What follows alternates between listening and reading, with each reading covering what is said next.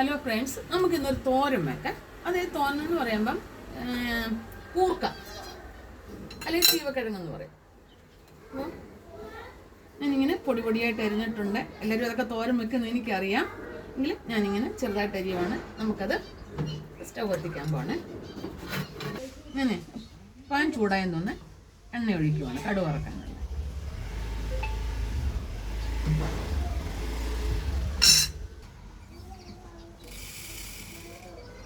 എണ്ണ ചൂടായി അങ്ങനെ കടുക് ഇടുക.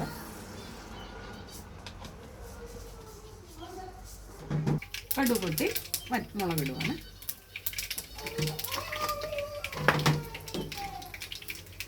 കറിവേപ്പില,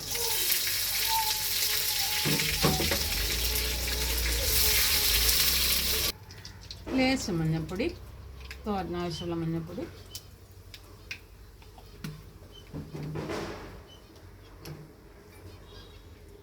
ഇച്ചിരി മുളക് പൊടി.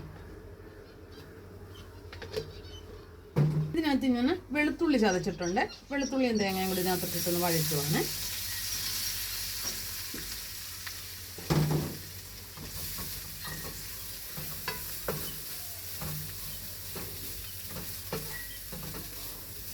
നമ്മളിങ്ങനെ ചെയ്യുമ്പോൾ നല്ല ടേസ്റ്റാണ്.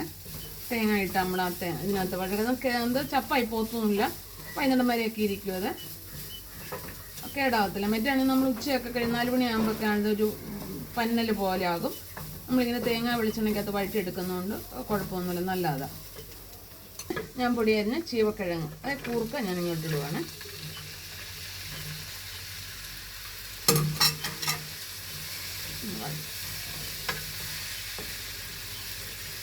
ഞാൻ പച്ചമുളക് ഇട്ടിട്ടില്ല. അതായത് ചുമന്ന മുളക് പൊടി ഇട്ടത് കൊണ്ടാണ് ഞാൻ ഇടാഞ്ഞത്.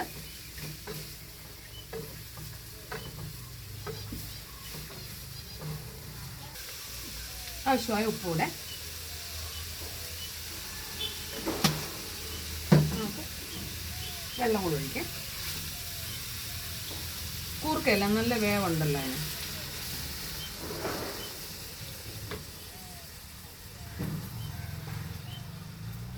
കൂർക്ക നമ്മൾ മെഴുക്ക് വരട്ടും, അസ്ത്രത്തിനകത്തിടും, അവിയലിനകത്തൊക്കെ ഇടും. നല്ല ടേസ്റ്റാണ് കൂർക്കയ്ക്ക്. തോരൻ വെച്ച് നല്ല ടേസ്റ്റ്. ഇത് മാത്രം മതി നമുക്ക് ചോറുണ്ടാണ്. നമുക്ക് അടച്ചു വെക്കാം.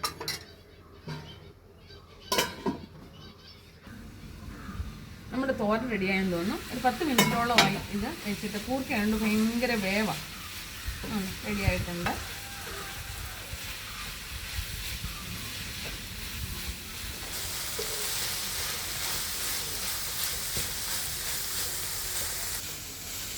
നമ്മുടെ കൂർക്കത്തോരൻ റെഡിയായി. നിങ്ങളിതൊക്കെ വെക്കുന്ന നല്ല ടേസ്റ്റ് അല്ലേ? ഇത് കൂർക്കത്തോരൻ വെക്കുന്ന നല്ല ടേസ്റ്റ് അല്ലേ? അപ്പം നിങ്ങളെ വീഡിയോ ഇഷ്ടപ്പെടുവാണെങ്കിൽ ലൈക്ക് അടിക്കണം, ഫോളോ ചെയ്യണം, ഷെയർ ചെയ്യണം, മറക്കരുത്.